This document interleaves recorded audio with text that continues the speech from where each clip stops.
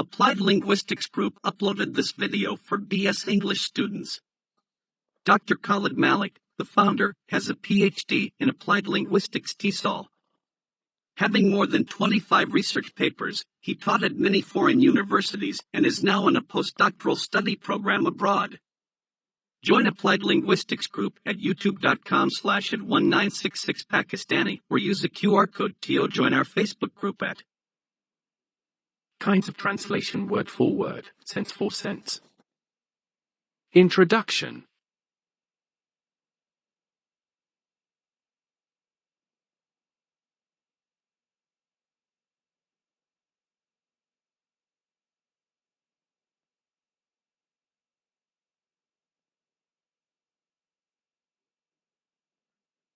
Word for word translation is generally considered as the rendering of text from an original language to the target language by following the exact words of the original text, while sense for sense translation emphasizes the idea of preserving the meaning of the write-up without obeying the exact grammar or structure of the original text. The debate on which approach is better runs through the history of Western translation, and the exploration of this problem can be traced back to the ancient Roman period when Western translation originated. At that time, Cicero, Jerome, Augustine, and other great scholars had already put forward opinions on word-for-word, or sense-for-sense, translation.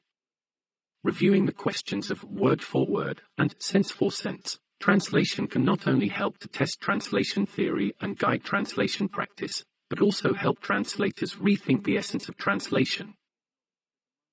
It is generally acknowledged that among translators in ancient Rome, philosophers including Cicero, Horace, and Quintilian preferred sense-for-sense translation, while theologians such as Augustine advocated word-for-word translation.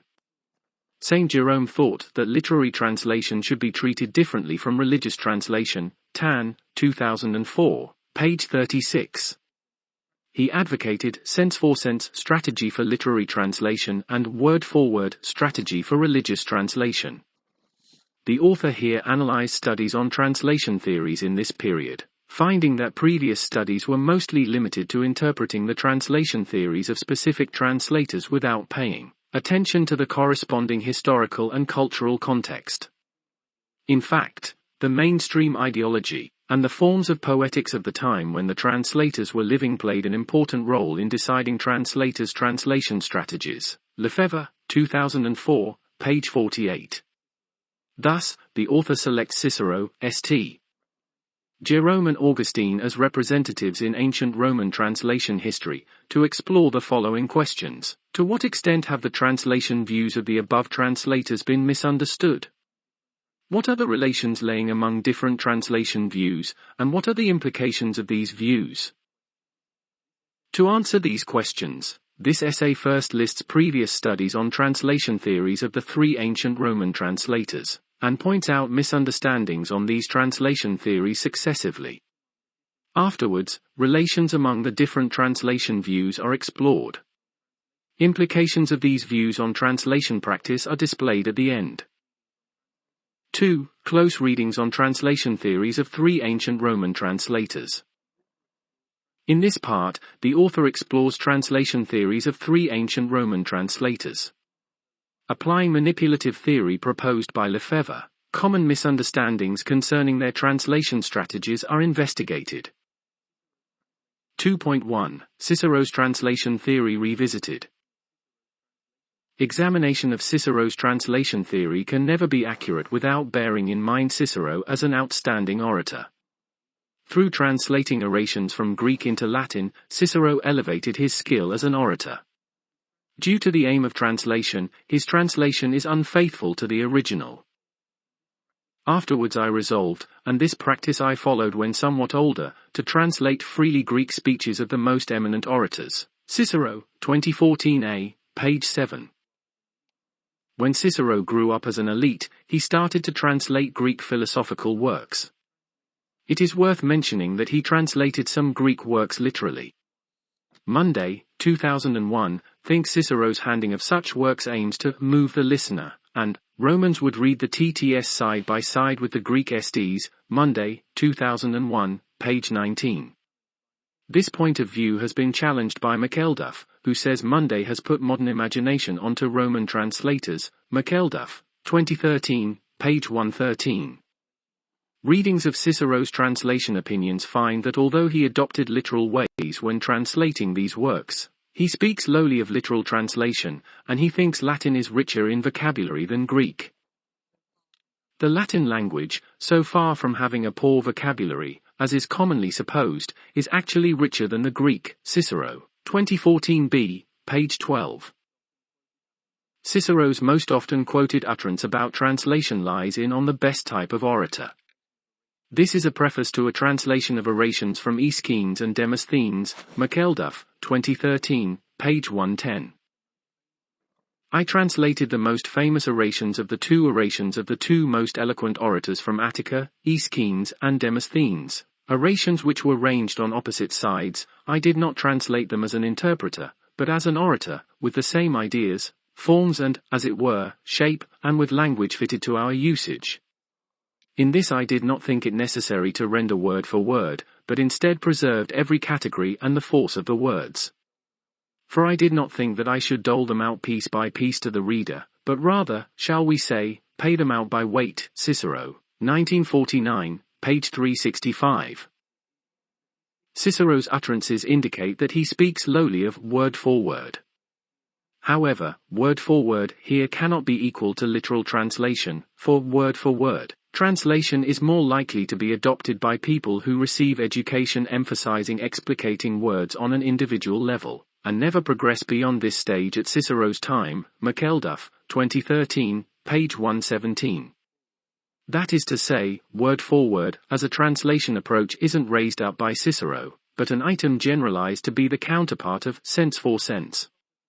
Moreover, it is improper to simplify Cicero's translation view as sense for sense. For one thing, although Cicero is talking about translation, his ultimate purpose is to defend himself as an authoritative orator. Liu, 2021, page 8. Thus, whether his idea can be considered to be serious opinion concerning translation practice is in doubt. For the other, Cicero himself never used sense for sense to refer to his translation practice. Sense for sense hadn't been invented until St. Jerome's time. Thus, whether sense for sense is suitable to be viewed as Cicero's suggested translation strategy is in doubt. It may be more proper to refer to Cicero's translation opinion as being close to the sense for sense approach raised later by St. Jerome. Besides, Cicero spoke highly of Latin, and he advocated to manipulate works written in Greek. This explains why Cicero objected, dole them, the original orations, out piece by piece to the reader. Only by combining the historical and cultural background of the translator, and exploring the influence of mainstream ideology and poetics at that time can we fully understand his translation theory. Liu, 2016. 2.2 St. Jerome's Translation Theory Revisited.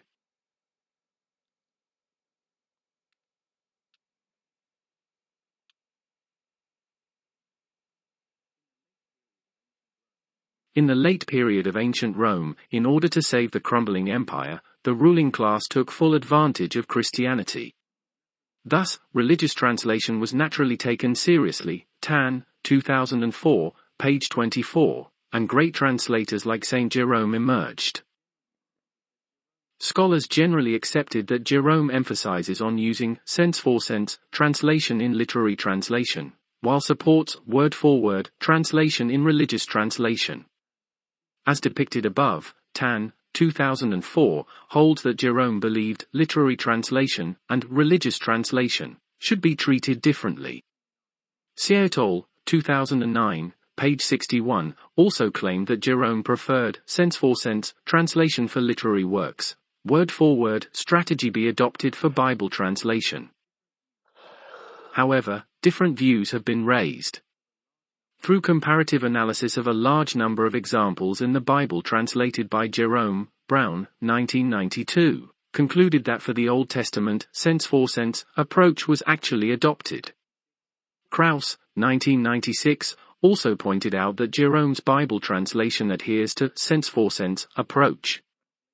by examining Jerome's translation preparation and the influence of religious politics and cultural context on his translation. Jiang, 2013, claims that the common understanding of Jerome's translation theory is actually misreading.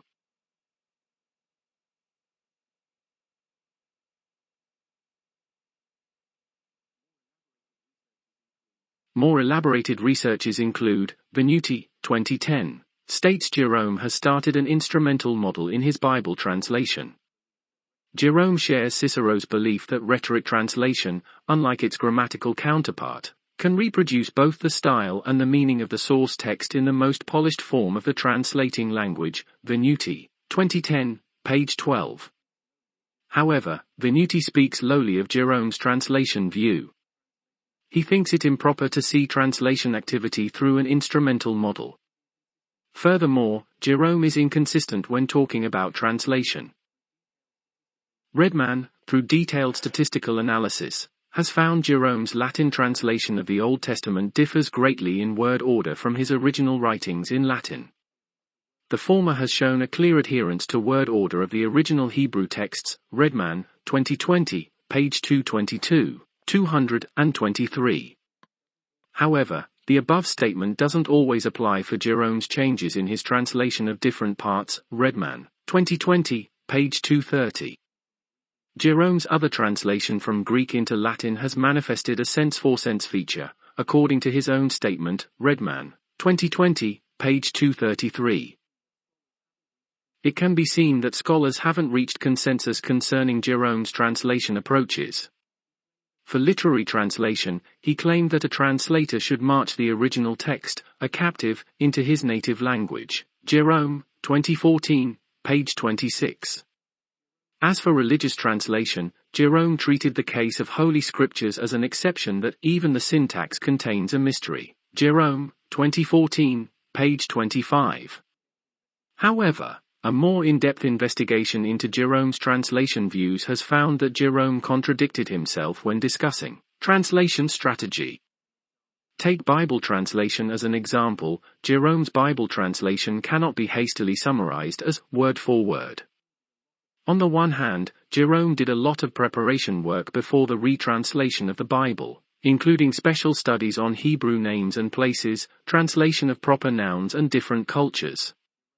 It was these studies that made Jerome realize that it was extremely difficult to translate the words and phrases of the original Bible, literally into Latin. He believed that it was not an easy task to convey every word of a person inconsistent with the length of the original text. Jerome, 1893a, page 483. It can be said that Jerome realized that the translator, to some extent, was a rewriter.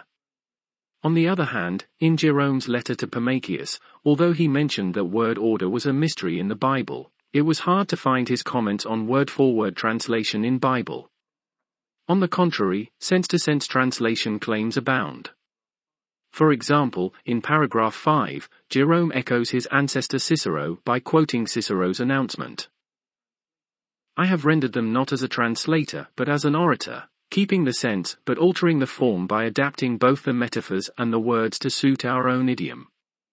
If all that I have written is not to be found in the Greek, I have at any rate striven to make it correspond with it. Jerome, 1893b, page 114.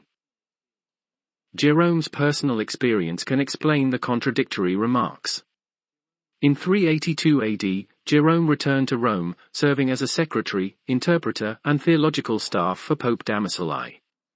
He was appointed to start translating and revising the Bible.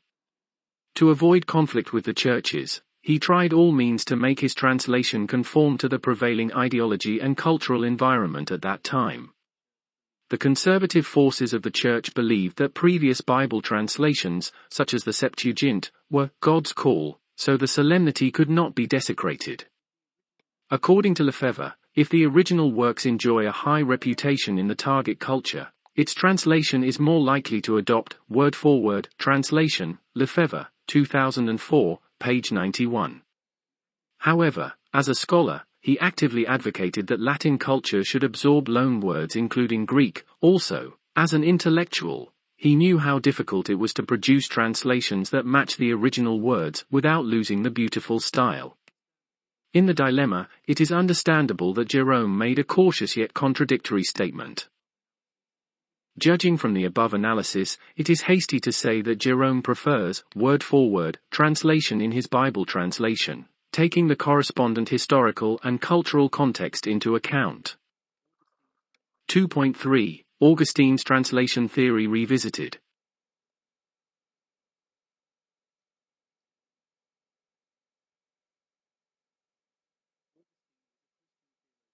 Augustine was a Christian theologian and philosopher at the end of Roman Empire, same time as Saint Jerome. He initiated medieval theology and was honored as the founder of theology by Catholicism and Protestantism. Although Augustine did not do a lot of translation-related work, he revised parts of the Bible in Latin and wrote some great works, including Confessions and On Christian Teaching, De Doctrina Christiana. On Christian Teaching is a book on linguistics from a theological point of view. In this book, Augustine offered insightful views on language research, which serves as an important document for studying ancient linguistics and translation theory. Moreover, Augustine's special profession and social status made him pay special attention to Bible translation. Augustine once mentioned word-for-word translation of the Bible in On Christian Teaching, echoing Jerome's statement that even the order of the words is a mystery in the case of the Holy Scriptures. Jerome, 1956, pp 136-137.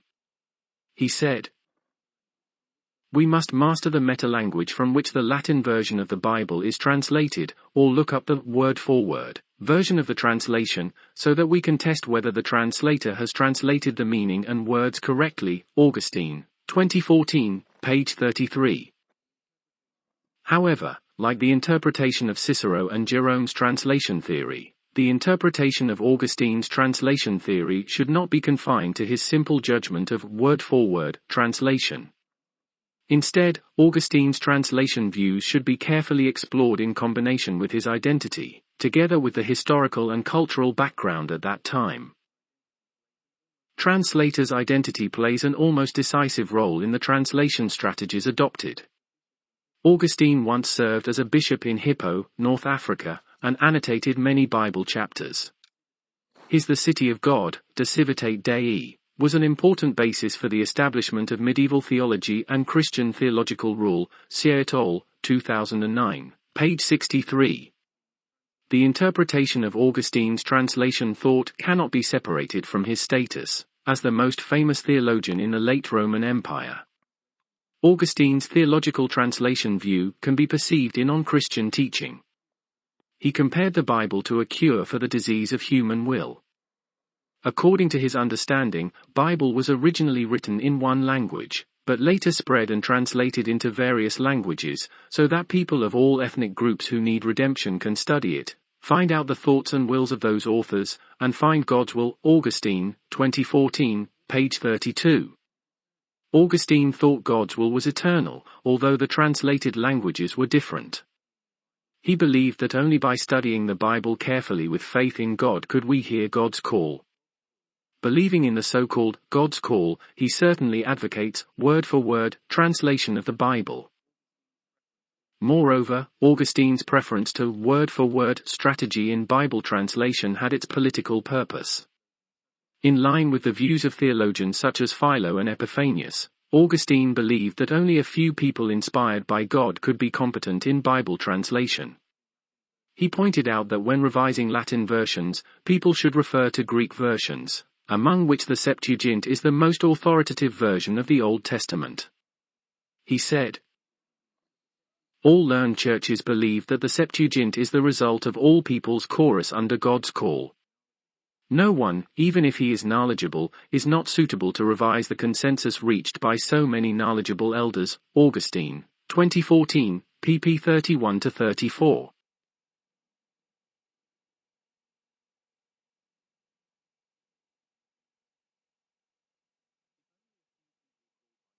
If only a few people called by God were qualified to translate and bestowed the right to interpret the Bible, ordinary Christians would become the objects of manipulation. Tan, 2004, page 31. As Hermans, 2014, page 11, said, from the point of view of the target literature, All translation implies a certain degree of manipulation of the source text for a certain purpose. This kind of manipulation can be various, among which the influence of ideology is the most significant. Lefebvre, 2004, page 92, defined ideology in the cross-cultural context as a conceptual network, which contains the views and attitudes accepted by the public in a specific society in a specific period, and readers and translators can interpret texts through this network. In view of the lofty status of the Septuagint at that time, Augustine wrote to Jerome many times after learning that Jerome chose to retranslate the Bible directly from Hebrew instead of Greek, expressing his concern that Jerome's translation might cause unnecessary confusion. Augustine believed that the Bible translation came from God's call, and translators should have devout faith before engaging in the corresponding translation activity. Although he emphasized the importance of the translator's knowledge of the source language, under the joint action of his personal identity and political purpose, he treasured the Septuagint. Therefore, Augustine was the one who had really implemented Jerome's view that even word order was a mystery in the Bible. 3. Confronting and inheriting of ancient Roman translation theories.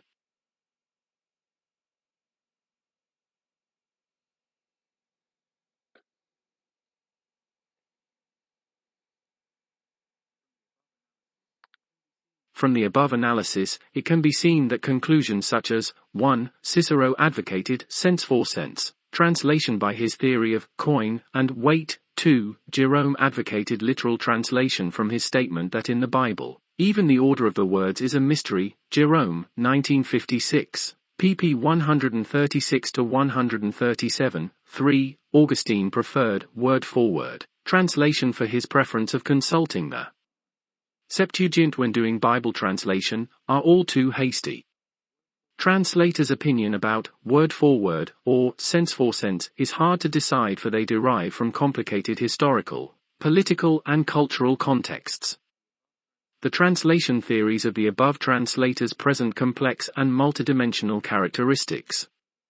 To dig further, Cicero, Jerome, Augustine and other translators' translation theories were not isolated from each other, but cross-permeated each other.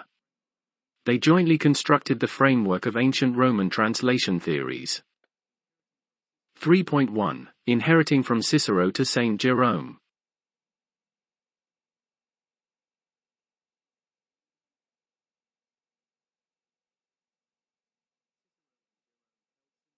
Cicero and Jerome held similar views on retaining the original style in literary translation.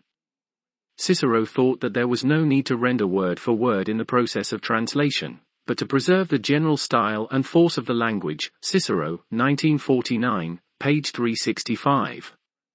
Jerome put forward that the translator's responsibility lied in correctly understanding the original, and fully conveying the substance of the original. Jerome, 2014, page 29. Based on the understanding that translation quality depends on the translator's language knowledge and correct understanding.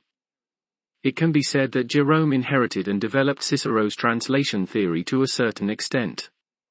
When the revised and translated Bible was severely criticized for failing to accept the Septuagint produced by God's call, Jerome once approached Cicero. He said the translation would be extremely ridiculous if rendered word for word. Jerome, 1893a. pp 483-484. Moreover, he clearly put forward the notion of sense for sense translation, more systematic and complex than Cicero's translation theory.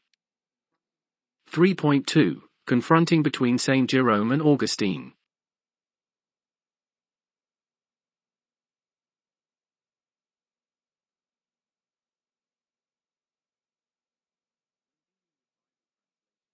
When dealing with Bible translation, Jerome and Augustine had different opinions.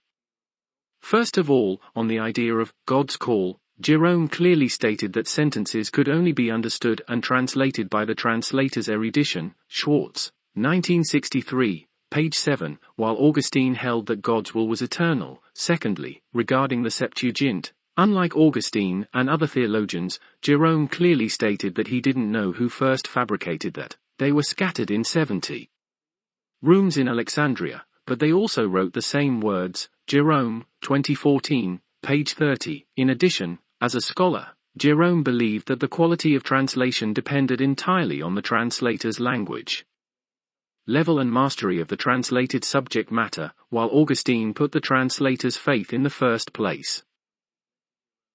The above differences led to Jerome and Augustine's different choices of translation strategies. Jerome thought that literary translation faced a dilemma, and for most of the time he had to translate Greek works sense for sense. Jerome, 2014, page 25. When translating the Bible, Jerome also struggled when choosing between word for word and sense for sense strategies because of his dual identity of intellectual and church translator. Augustine was not the case.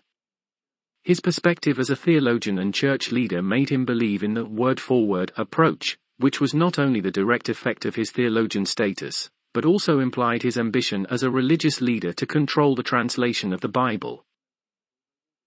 It is worth noting that although Augustine was more inclined to word-for-word translation for the Bible than Jerome, the two both emphasized choosing translation strategies according to the nature of the target text. See et al., 2009. Page 267. The echo between the two translators once again indicates that it is not scientific to label translators as advocating word-for-word or sense-for-sense approach, and the translator's identity, the historical and cultural context are the factors that should be considered when interpreting their translation theories. 4. Conclusion and implication. Mixed translator identities have complicated translators' adoption of translation strategies. It is found that complicated historical backgrounds have influenced Roman translators' choice for word-for-word or sense-for-sense strategies. Only from the specific historical and cultural context of the translator, combined with the translator's identity, ideology and poetics at that time, can we interpret his translation theory in an all-round way. Furthermore, inheritance and confrontation exist in different Roman translators. After detailed exploration of translation views of the ancient Roman translators, implications for translation practice can be drawn from the following perspectives. 1. Various Roman translators have attached great importance to abundant knowledge both in the original and target language, before doing translation practice, reminding us contemporary translators of building up solid knowledge in both languages. 2. Translation is so complicated a phenomenon that any hasty statement about translation theory and practice is improper. Careful investigation is always recommended in order to get beneficial understanding about translation. 3. The ideas of word-for-word and sense-for-sense translation, rather than being understood as the translator's overall translation view, should be better regarded as the translation strategy adopted by translator under specific circumstances. We, as translation practitioners, needn't be bothered with adapting one single strategy in practice. The more preferred method is to utilize proper strategy according to different occasions. Word-for-word and sense-for-sense can be complementary to each other as translation strategies. 4. Learned as Jerome has been faced with a lot of difficulties when conducting translation practices. This is telling us, translation is a difficult task, and when we are striving for the best translated work, confidence and persistence are indispensable to accomplish the task. Applied Linguistics Group uploaded this video for BS English students. Dr. Khalid Malik, the founder, has a PhD in Applied Linguistics TESOL. Having more than 25 research papers, he taught at many foreign universities and is now in a postdoctoral study program abroad. Join Applied Linguistics Group at youtube.com/@1966Pakistani or use a QR code to join our Facebook group at